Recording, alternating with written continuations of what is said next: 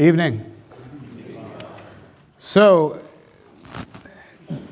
the opening prayer at the beginning of Mass is called a collect. I don't think it has anything to do with the English word collect as in to collect, although it might. I'm just dumb with languages, so it might have that etymology. But nevertheless, it's called the collect, and it sets the tone for the purposefulness of our prayer, like sort of the theme for the Mass, if you're going to call it that, more so than the readings. The readings are actually meant to complement the collect. The antiphons of the Mass are meant to complement the collect. The music, the words of the music sung is meant to complement the collect. And this collect says this, addressing God as Almighty and merciful God. May no earthly undertaking hinder those who set out in haste to meet your Son. I don't think there are any words that could better summarize the season of Advent than this. May no earthly undertaking hinder those who set out in haste to meet your Son. So the presumption there is that we're setting out in haste to meet the Son, Jesus. Why? Well, because He's coming. Of course, we're anticipating His coming in a theatrical sort of way at Christmas, when He first came. This is a thing that we remember because it is super important, but nevertheless, we live in that time. Christ has come. Emmanuel is here. He is with us. God remains present to us in so many and varied ways in our lives and in the life of the church. He remains in us in our own integrity as Christians, given to us, we being transformed into His very being, His very nature in baptism. He remains with us in the sacrament of the altar in the Eucharist. He remains with us in the integrity of the unity of the Christian faith, where two or more are gathered in my name, there also I am. He remains with us in the administration of the angelic choirs over this universe created by Him. And in fact, even each one of us having our own angels, God touches our lives in that way. He remains with us in His presence in the Eucharist. He remains with us in the presence of the priest. He remains with us in so many ways. What we celebrate in Christmas is that all of that stuff has already happened and we now enjoy. But what Advent is also about is remembering that Christ is going to come again. And that you and I, transformed into the very nature of God, remember we're divinized at our baptism. We put on the person of Christ. We are made co-heirs with Him, sharers in His divine nature. Right? We Christians live our lives, therefore, in this present age in such a way that we are, regardless of what we're doing, in some way running out to meet the Christ who is coming again. That we live our lives in such a way that we are open to meeting Him again on that last moment. Whether that last moment is when we see the car right here, or whether that last moment is when the skies open and the trumpets blare and Christ comes pouring out on a white horse with tattoos on his legs, apparently, and a sword in his hand and a bunch of angels following Him. It doesn't matter. But that we live our lives in anticipation of that second coming, the second coming of Him who first came as an infant, who will come again in glory and splendor as the King of all the universe to take all things to Himself. That's the expectation of us as Christians. We do that in the ordinariness of our lives. Now, some of our lives are more extraordinary than others. But even those who live extraordinary lives, for them, that is their ordinary life. That's their day to day. Right? If you punch a clock, if you sit in a cubicle, if you sweep a street, if you tote a gun and a badge, if you drag a hose, if you deliver mail, if you sit at a desk and issue orders for some enormous organization that we call a company to stay on task and to continue making its its product and its resources. All of this is good and fine for us to do, as long as we do it in such a way that we are running out to meet the Christ, and that those earthly endeavors do not become an obstacle to us as we run out to meet the Christ. So it boils down to this: how we live our lives as Christians. Well, even more simply, you could say, do good, avoid evil. That's a really simple moral calculus, right? You can't go wrong with that. Now, there's more to it than that, but you can't go wrong with that. Do good, avoid evil. For a Christian, is it ever an option to do the lesser of two evils? There's a right answer to this, but this is one of the bigger debates in Christian moral theology. No, it's never an option. You know, what's the option for a Christian if the option is lesser of two evils? Don't do anything. Die. If you got to die, die. But you don't do evils. Now, I am not standing up here telling you I'm really good at that, okay? I'm not really good at that, but that's the right answer, right? But here's the thing. Going about our day-to-day lives, it gets messy, and priorities get skewed.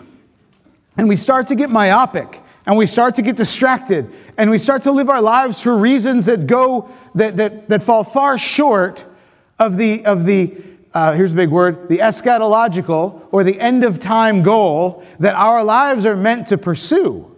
You all are made in your baptism for greatness, and yet how many of us live each day pursuing that greatness to which you've been called? Kings and queens of heaven sit in these seats. How many of us live our lives with the burden, the responsibility, the dignity, and the respect of kings and queens of heaven in our day-to-day life? And nevertheless, that's what we are. And so when we do our, how did it say? Yeah, hand that to me.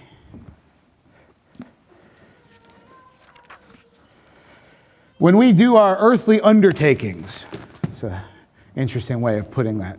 When we do our earthly undertakings, are they keeping us away from our heavenly destiny? Are they getting in the way, or are they merely rungs of a ladder which we climb in our life of holiness? The way I go to work, the way I work at work, the way I come home from work, and the way I'm with my family once I get home from work. Those can all be rungs on the ladder to holiness. Or they can be the thing that wears you down to the point that you give up and you quit trying to be holy. And it becomes a burden, an obstacle for you. Right? We have all these obstacles in our lives. We have work, like you just mentioned. We have the regular necessity to go and buy food and make food. We've got the regular necessity to clean things and to stay hygienic. We've got the regular burden of living in community with one another. As much as it's a blessing, and it is a far greater blessing than it is in this life a burden, it is nevertheless a burden, to live with one another. How many don't raise your hands, but just are you even right now in the midst of some sort of interpersonal conflict with another person that you're close with? Don't raise your hands. I know everybody would raise their hands. It's fine, right? Well, we can assume everyone in this church would raise their hands, right? Now, that doesn't mean that you're bad. It doesn't even mean that you're wrong. It doesn't mean that they're wrong either, because, let's be honest, you probably are wrong, right? But the fact of the matter is, we're all of us in a messiness of our life. And that mess can be an obstacle, or it can be a ladder. Right? And the way that we determine how those things are going to be in our life is merely our priority. Do I want to accomplish things by my work, by my schooling, by my sports, by my relationships in this life for something worldly? Do I want it to have a comfortable bank account? Do I want it to have financial security? Do I want it to pay off my debts? Do I want it so that I'm smarter than my friends? Do I want it so that I can have a family and children? Whatever the thing is, do I want it for something worldly? Or rather, do we say to ourselves, by this I will serve the Lord? And then ask the question, how will I serve the Lord by this thing that I do in the world? Too many times, and I spoke with one of you before Mass about sports this morning. I'm not talking about you, okay? But the number of times these days that sports becomes the determining factor of a family's lifestyle is insane. It's stupid. Right? Would you like to come and do that? I'd love to, but it's always, I'd love to, but there's a tournament. I'd love to, but there's a meet. I'd love to, but there's a practice. I'd love to, but I'd be late because of this practice, and then I wouldn't be able to make it at all because I got another practice for this kid over here. Right? Again, nothing in the world that's not evil is wrong to do in and of itself. Especially things that ennoble our character. Sports makes us better people. It does. Right? Education, true education, let me put it a different way. That word's got too much baggage now. Learning reality makes us better people. Fighting with our family makes us better people. And resolving those difficulties makes us yet better people. All of the things that we do in our life, getting into fights with each other, it doesn't mean something evil is happening, by the way. It's okay to get mad at people. It's okay to not like people. That's a feeling. It'll come and it'll go. These things are okay. What's not okay is harboring that grudge and letting it turn into something evil, right? And this is one of those ways where how we can use worldly endeavors in a way that either become an obstacle for us. We no longer seek to run out to see Christ because he's telling us to make up with that person. And that's too much for us. We'll just sit on our butt and not run out to meet the Christ. Or it could propel us out to see the Lord. That the energy of forgiving, the spiritual grace that comes from forgiving somebody with whom we had a disagreement, which was okay in the first place, can send us out to see the Lord. Because, y'all, everything about this life is about heaven. If it's not, you're going to hell. Think about that. That's the main priority. This is the simple synthesis of what we're talking about. Everything in this life is meant for heaven, meant to get us to heaven. If it does not, it leads us to hell. And that has very little to do with the thing itself. It has everything to do with how you prioritize it in your life. I woke up this morning, and it was... About what time would you say a person should say their morning prayers?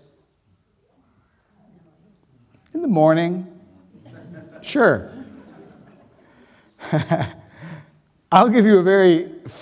It's funny because I get so frustrated myself and I get all flustered when this happens, but I'll give you a very personal example of this very reality. Could we all agree that prayer is a good thing? Okay. Could we all agree that in and of itself, on its own, if you are prudential in what you watch, YouTube is at least a morally neutral thing? If you spend all morning watching YouTube and don't say your morning prayers until the afternoon, is that a good thing? No, it's not. That is our worldly endeavors getting in the way of going out to meet the Christ. Okay? It took me it took me, and this was unintentional. I woke up this morning, it's Sunday morning. I didn't have the 8 o'clock mass, so I slept in, got my coffee, lazing around, and then I thought I'll just watch a YouTube video, just one. It's like Lay's potato chips, right? Exactly. It wasn't until I had to come down here at 10, well, let's see, Father Tim's homily was really long, so like 11:15 to help distribute communion, after which I was like, oh crap, I haven't said my prayers yet this morning. And I said my prayers. That is not a good thing. Right? Is it understandable? Can we all appreciate how that happened? Sure, of course we can. Are any of you going to stand up when we all stand before the pearly gates? Are any of you going to point at me and say, he didn't say his morning prayers in the morning? Probably not. Probably y'all are going to give me some grace and latitude on that, and I appreciate that, right? We should do that about every sin ever with everyone, right? We should do that, but some things are easier than others to forgive. But the reality is that I lost focus. I took my eyes off of the prize, right? And I let these worldly things mount up and mount up and mount up. Have you ever had that experience in life where you let one little thing slip and then the next and the next, and before you know it, you're a very different person than the person you were before you let that very first thing slip? Anybody experience that? We have to watch out for that. That's how these worldly endeavors turn us away from Christ and put us on that broad and narrow, easy path that leads to hell and destruction, right? But instead, we should take advantage of every opportunity that we have in the day for our worldly endeavors to catapult us into God's grace. What do I have to do today? How am I going to do that as best I can for the Lord? Just for Him, just to give it as a gift for Him. How can I wrap up this project? Not as best I can for my boss, but as best as I can for God. How can I pay attention in class or come home and do my homework well and not just copy off of my buddy tomorrow morning before the class starts? Yes, I was in school too. Unfortunately, that's how I made it through school. That's why I am where I am today. No, I'm just kidding. Here's a good one. Moms. Your world never stops. It doesn't matter how sick you are, how tired you are, how delinquent your children are. It doesn't stop for you.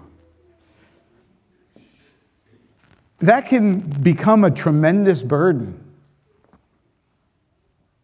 One that probably would only be lifted if you murdered your children. And probably your husband. Or it can become a constant portal of grace. Not because it's easy, and it won't make it easier, but it'll make it more joyful. It'll make it a conduit for you to receive the gift of Jesus from the cross. And it'll give you the pride and the assurance that when He comes back, you will be able to run out there without any shame and say, Jesus, I lived my whole life for you.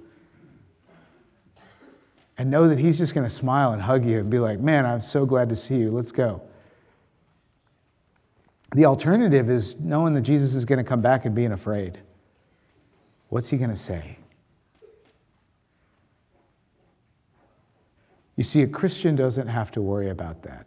And when I say a Christian, I mean a Christian who lives their whole life for the Lord, dedicated to the Lord. All the regular Joe things that we do, living it for the Lord. Right? Playing video games, hunting, grocery shopping, working, going to school, playing your sports, getting into fights with your siblings, making up with your siblings, getting into fights with your spouses, making up with your spouses, getting into fight with your children, making up with your children. All of these things can make us really, really good friends with the Lord if we prioritize it correctly. Right? Advent is a time for us to slow our roll and pay attention to how we're living and why we're living what we're living. We all live different ways. We all live different lives. And in that way, that diversity is a good thing. We need everybody living different lives. But everybody should be living their different life for the same reason. It's in that we find our unity, and it's in that we find our salvation. Do not waste this season, this reflective, slow season, just because you've been doing all your life this way for the past year. Put on the brakes. Think. Use your brain about why you're doing what you're doing, and get out of the routine. Get out of the current that gets you from the morning to the evening without ever having an individual, independent thought. Evaluate what you're doing, why you're doing it, and if you're not doing it for the Lord, how can I start doing it for the Lord? So that when He comes, whether it's at our own death or at the second coming, the grand second coming, you and I will be able to run out to meet Him with joy and excitement and expectation, with no fear, and hear the words from Him, "Come, my good and faithful servant, enter into my Master's joy."